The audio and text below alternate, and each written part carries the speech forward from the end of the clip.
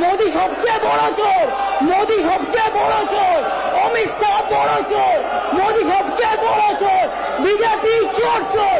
চোর হটাও, চোর হটাও, বিজেপি হটাও, বিজেপি হটাও, বিজেপি হটাও, বিজেপি হটাও, বিজেপি হটাও, বিজেপি হটাও।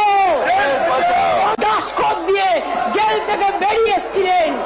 মনে রাখবেন, মহাত্মা গান্ধী যখন স্লোগান দিয়েছিলেন করেঙ্গে ইয়ে মরেঙ্গে, এরা তখন ইংরেজদের সাথে মিলে ভারতবর্ষের বিশ্বাসঘাতকতা করেছিল।